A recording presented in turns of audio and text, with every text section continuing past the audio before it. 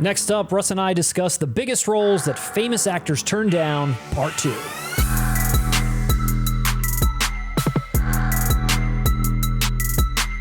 1984, The Terminator. Arnold Schwarzenegger plays the iconic Terminator role, and he's perfect in it. But before he was cast, James Cameron at the time, he had some juice with the studio, but he wasn't like Titanic, Avatar levels yet. So the studio brought to him O.J. Simpson to be the Terminator. He outright said absolutely not. And his opinion for that was the guy's too likable as a football player, as, just being out there in the public eye, and later on in other husband, doting father. It became clear that no one was really hooked to O.J. Simpson playing Terminator because he could not be sold as a killing machine. Yeah. He rejected it basically because of that, and you would not believe that this man could be a cold-blooded killer. Well, joke's on you, Cameron. You know what I mean?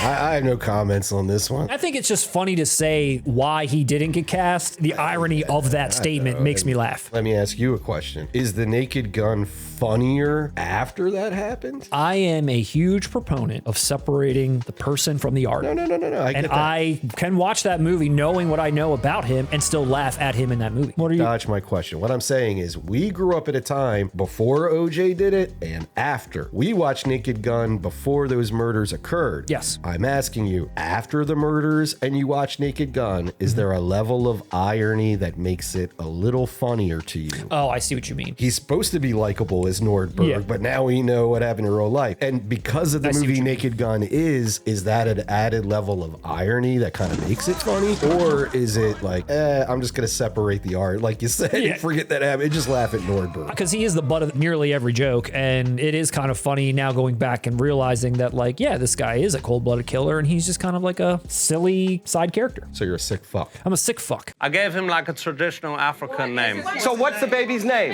OJ. 1984, one of my favorite films of all time, Footloose, starring the incomparable Kevin Bacon as Ren. Could have gone much differently when they wanted Tom Cruise to play that character, based solely on the fact that they liked the way that he danced in Risky Business. I thought initially that role was supposed to go to John Lithgow. They saw him dance in The World According to Garp. Dude, Tom Cruise doing all those dances and stuff, I don't know. I mean, Tom Cruise can dance. We've seen him as Les Grossman, but Kevin Bacon, I mean, look at those moves. On those parallel bars. Man, it may be one of your favorite movies, but I couldn't care less. And even I could say, no, I don't want Tom Cruise in that. He brings an intensity that I don't think that story requires. Dude, imagine if Tom Cruise had to vent through dancing in a barn. He's going to scale that barn, be on top of it. I guess maybe that time's a little bit different, and maybe because of my impression of all the movies that Tom Cruise is in now, him with like a leading lady. Go on, get out of here.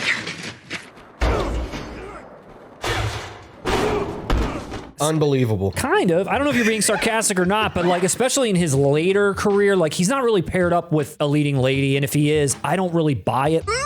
Like, I buy him, definitely. But him as a romantic lead early on in his career, possibly, but that ship has sailed. I think it was wise when they decided to cast Emily Blunt and just say, look, we're not even going to put you with a female. 1988, one of your favorite films. Who Framed Roger Rabbit? I do love that movie. Before the incomparable Bob Hoskins was cast as Eddie Valiant, there was another person who was offered that role, and that was Eddie Murphy, who later turned it down because he did not understand or think that the live action animation combo would really work. And I believe you shared this with me later on, that he regretted that decision, which was then the impetus for him ending up to play Donkey in Shrek. I thought they asked him to do the voice for the weasels, because if he was up for Eddie Valiant, I'm not championing that. The only movie I ever turned down that became a big hit was that Who Framed Roger Rabbit.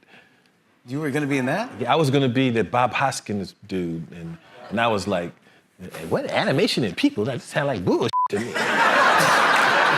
I can't picture Eddie Murphy playing an alcoholic. That too. That's not his brand. As a person, he doesn't do any of that stuff at all. I don't think he drinks or does drugs or anything. I got drunk in my motherfucking kitchen.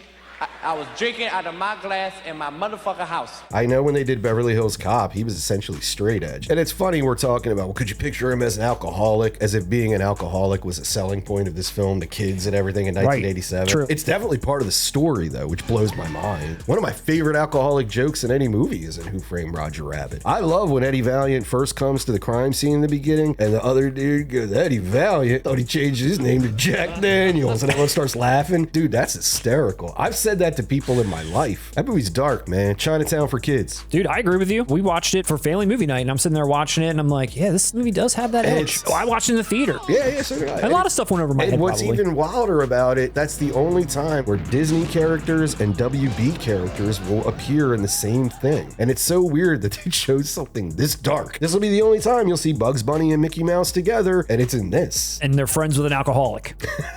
I think you want a drink.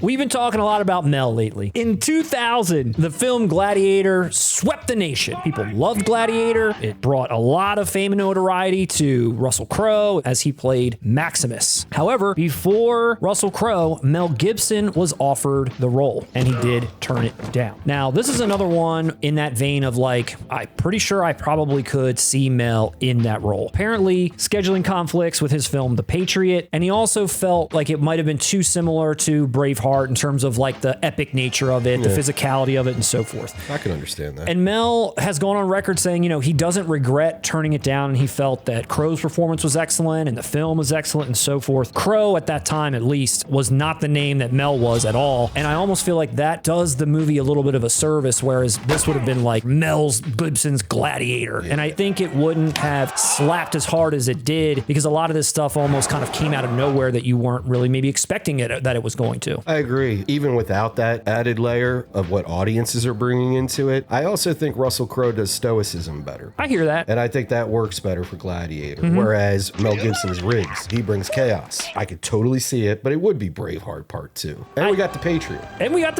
I was going to say, and we ended up getting The Patriot, which, you know, not Mel's best, but okay. I'll take that as a compliment. In 2000, Bryan Singer's X-Men. Prior to Hugh Jackman being cast as Wolverine, it was offered to another actor whom I adore and think is an excellent actor in his own right, and that's Viggo Mortensen. According to Viggo himself, he had issues committing to a long-running series. He wasn't sure if he wanted to be locked into however many films that were going to come. Also, an interesting fact is that his son was an avid comic book fan at the time, so Viggo himself shared the script and whatever else he had with his son, and his son was like, this isn't really the character in the comic book. Like, this has been changed. Like, I don't think they're doing this character justice, basically. So Viggo brings his son with him to a meeting with Bryan Singer to share some of these comments, to be like, look, I'm considering this, but here's what my son's telling me about what this comic book character should be doing, and it's not really jiving with what you've got on paper here, so are there some changes that could be made? So he's actually putting that out there. Allegedly, Singer went into hysterics explaining the choices that he made and the changes that he was making and why he made those changes. What would you prefer?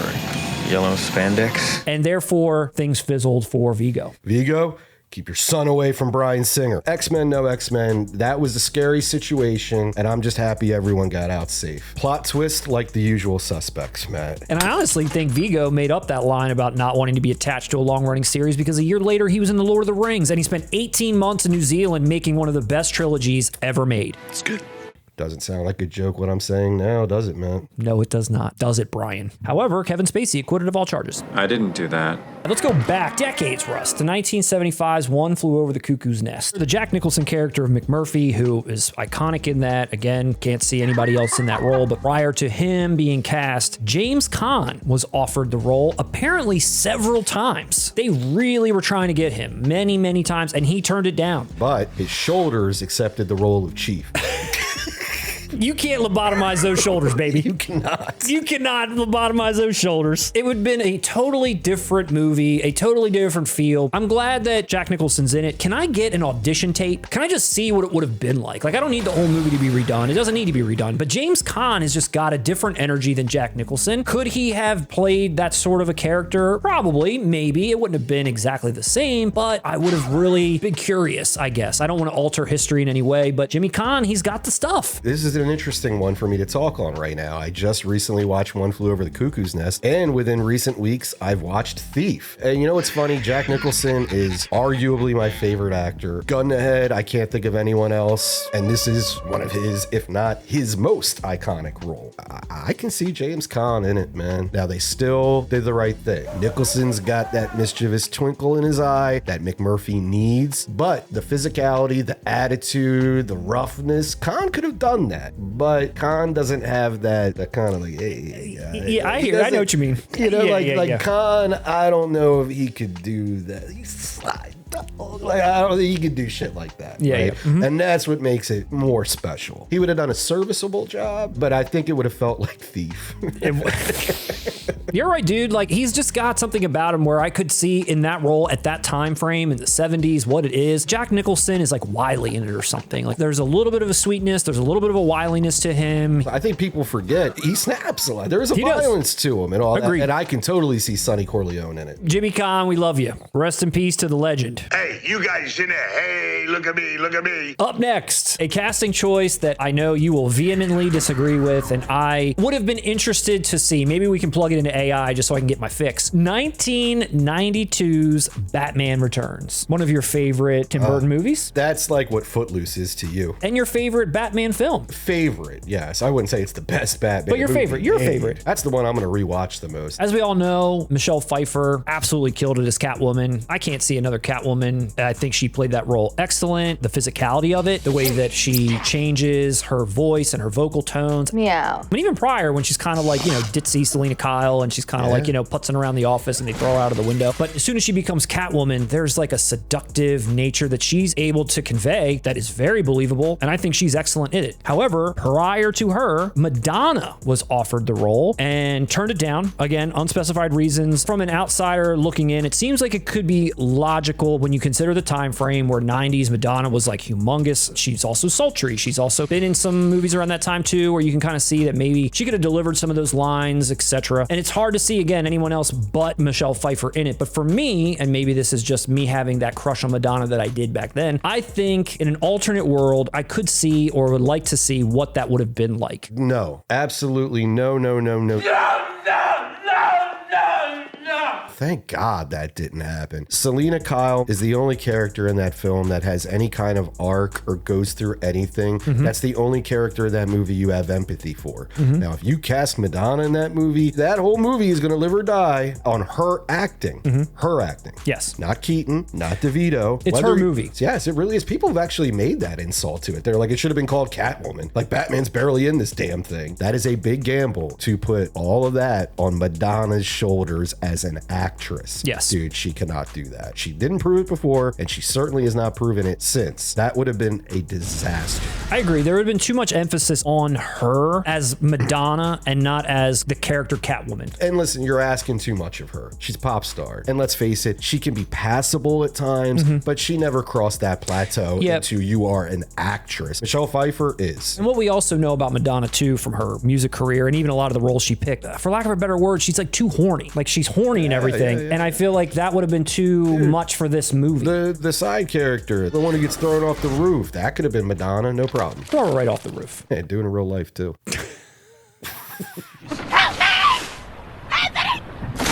So long story short, all of these casting choices, I don't think we feel like any of them should have gone through. The universe did right. It sorted itself out. Yes. And things were as they should have been. And if you agree or disagree with any of these casting choices, let us know below. If there's some other casting choices that you're familiar with that maybe we didn't cover. But it's been a real pleasure talking through what might have been with you. I agree with everything. If you liked our discussion today, take a look at some other videos. Go ahead and throw us a like, subscribe to the channel, and we'll keep doing these. We didn't even get to how close Warwick Davis came to becoming Ace Ventura. He would have spotted Finkel as Ironhorn right away. We live stream every other week. Come back and hang out with us as we talk about movie news, physical media news, and so much more. Thank you for watching this video, and we'll see you next time.